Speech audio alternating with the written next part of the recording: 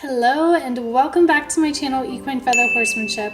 Today I'm showing you what a good versus bad clicker training session looks like. Now honestly, I don't like to label horse behavior as good or bad. It just is what it is. And what I'm about to show you is honestly more of a distracted horse versus an engaged horse. So here's me and Pave working in the round pen. My plan for the day was to get her to follow a moving target at the walk and trot, so I started off by simply asking her to target the tennis ball, which is really easy for her. Then I add some movement and a change of direction, which she followed beautifully, and right here she got distracted and walked away from me.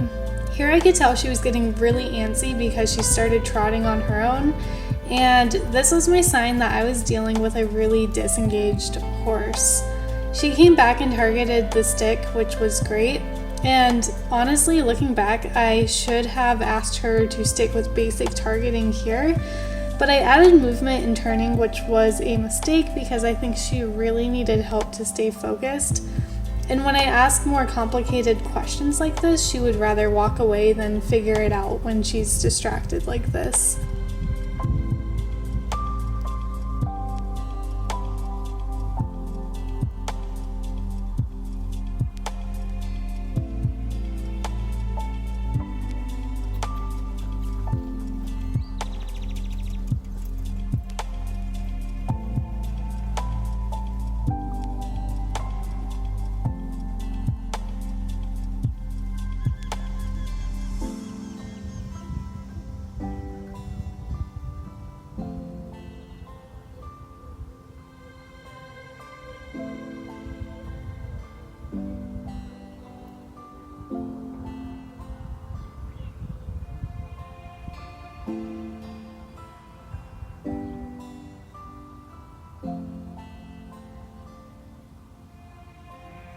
She comes back and I ask for some movement and she actually spooked a little bit, but I do like to reward her for any expressive movement because I do believe in using a horse's natural movement as a reward. I was really happy with her here because she was chasing the target and she seemed to be more engaged than she was before.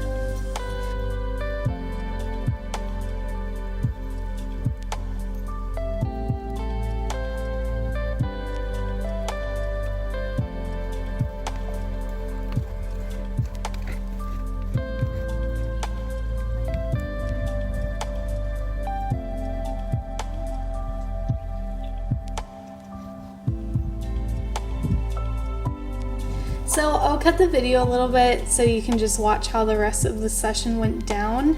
She started to get really jumpy and didn't want to track right at all.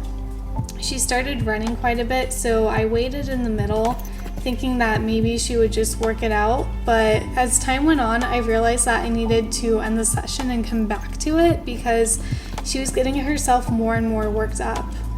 And this is just the reality of working with horses. Some days, for whatever reason, they find it difficult to engage or to pay attention.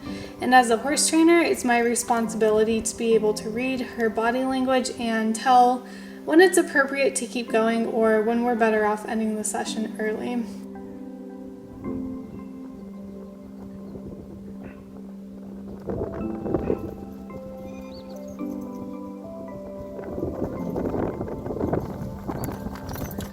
So I eventually got her to come back to the middle. I asked her to target one more time and then I put her out in the pasture.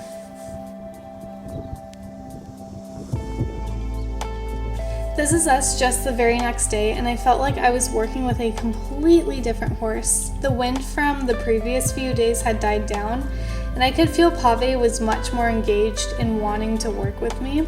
She follows the target beautifully and stays with me when I ask her to trot.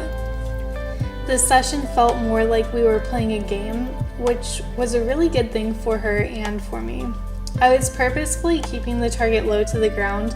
That way she went around in a long and low frame, which helps lift her back and build up top line.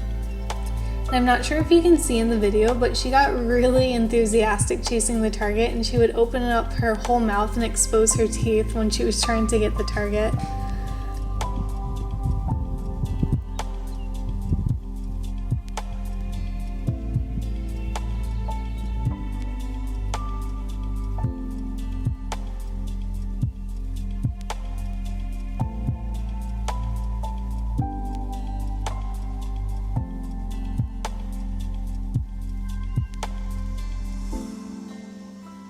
I took the lead rope off because I felt like she was really engaged and wouldn't want to walk off, which I was correct about, and I started playing around with a more extended trot as well, and she did so good extending her trot and doing everything that I was asking her to do. So we ended the session on a really great note, and Pave seemed super happy with herself.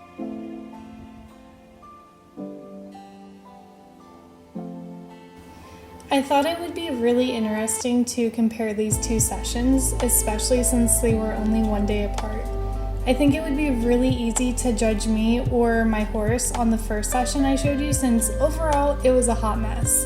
And it's easy for me to judge myself on those days, but instead of being frustrated, I kept telling myself that we'll try again tomorrow and that this is only a temporary moment in our training. And it felt so good to work with her the next day and have completely different results. On the second session, she was so much happier and engaged, and a really important factor for me for horse training is the fact that the horse enjoys our work together. Working with horses should bring joy more often than not, and it's important to remember that people and horses have off days. Not every single session is going to be magical and great, but our aim should always be towards joy. And on a final note, horses are great communicators of their emotions, so it's up to us to learn how to read them and adjust our approach accordingly.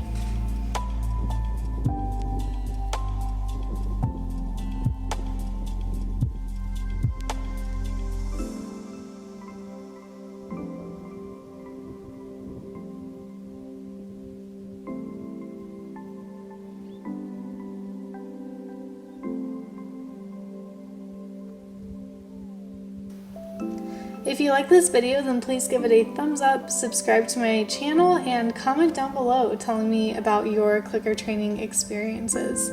Thank you so much for watching, and I will see you in the next video. Bye.